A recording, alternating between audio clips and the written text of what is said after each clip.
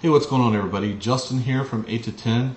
Tonight I want to do a quick video discussing the reduction of weapons being offered for holsters. And you probably also noticed that there is some of the products being removed. And I hope that this video will discuss some of those questions you might have of why. The overarching reason behind the reduction of weapons for holsters, the amount and the products, as well as you're going to start also noticing some of the kydex colors dropping off the list. And the reason why is time. You may be saying time. Well, I need more time in the shop. I need more free time in the shop.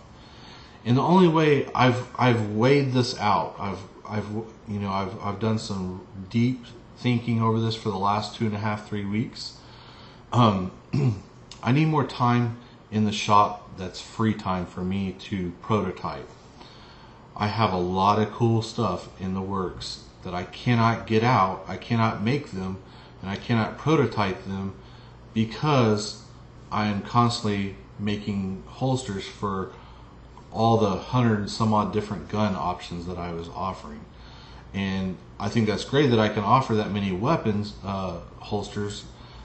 The problem is as a one-man person, I have to be strategic and think about my time and what's going to be the best move for 8 to 10. And where I see 8 to 10 is I see 8 to 10 growing into more of a elite combat type EDC, very mixing holsters with accessories. It's kind of hard for me to explain without getting into the details, but and I'm not talking about mixing a gun holster with a TDI knife sheath. I'm not talking about that. I'm talking about offering very elite products, like your Rockstead Chew, with some of the knife, with some of the holsters. This is a bad knife, but it's very expensive. This is not something that you're just going to buy for 30 bucks. This is very expensive knife. Now I want to talk so this is where I see 8 to 10 going. Is I want to take 8 to 10 beyond just your simple inside the waistband holster or an outside the waistband holster. I want to take it beyond that. And for me to do that, I need some time so I can sit back and think, draw these out, prototype them. I will also make my own molds for these items, and it takes a lot of time. So whenever I actually cast molds that are going to be a combo, like a Glock 42 and a Chew together, that's going to be a bad combination. It's going to be sweet. This is going to be the ultimate thing. If you have one of these knives, these are very hard to they're somewhat kind of hard to score, but if you have one, if you see one, they're sweet knives to get. But that's where I see 8 to 10 going, and I need some time to do that. The second reason is I've been on a waiting list for a Belgian Malinois for, man, it's been 8 months, 7 or 8 months, something like that. And you may be saying, what's a Belgian Malinois? Well, it's a dog. It's a working dog. And for those that don't know me, I've only had working dogs, and I love to work with dogs. I love to train dogs. And so after my last dog passed this past year, we decided as a family here that we're going to take on another dog. And so when you take on a working dog, if you've never worked with a working dog, it takes a tremendous amount of time of your evenings and your day to work with these puppies and transition them into their adulthood. And it takes a lot of time. It's nothing that you just take a dog and throw it out in the backyard like a lot of people think that they do with their dogs. This is definitely not that case. You have to spend a lot of time. It's like a 2-year-old for the rest of its life almost. It's like you're constantly dealing with this dog. So it's something that it takes a lot of time from you. And as a responsible dog owner, Whenever you sign up for a dog of this caliber, you better be ready to devote the time and energy into a puppy and a dog as it transitions into its adulthood, to work with this dog every day, mentally and physically. It's very, very important, especially with the Belgian Malinois, that you mentally challenge them, not physically, but mentally as well as physically, because these are very extremely smart dogs. So we will be training for either dual purpose. Again, until I see the puppy and get a feel for what its drive is, my current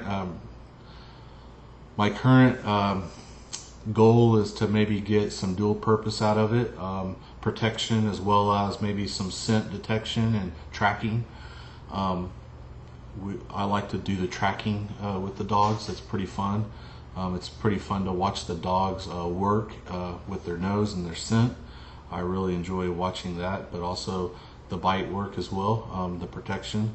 And I would like to talk about that in a future video, but and why I think it's important to have a protection dog, especially in today's times. But so those are the real reasons why I've reduced the amount of holsters being offered, is just time. I need the time, not only for creating new products for you, but also to carve out some time so I can spend time working with this new dog that's coming in. So the new dog should be here 1st of October, should be flying in then. And so once we receive her, it'll be a female. I typically only like to work with female dogs. I know a lot of people like to work with males, but females in this type of dog and this type of temperament that I'm looking for, I think the female is the better choice for what I'm looking for. So with that, I hope that this answers some of your questions. If not, shoot me an email and I'll try to get to you. But I've already, I've made this video, I've already seen 3 emails asking for a product that was offered yesterday that's not there today. So again, I do apologize, but I hope that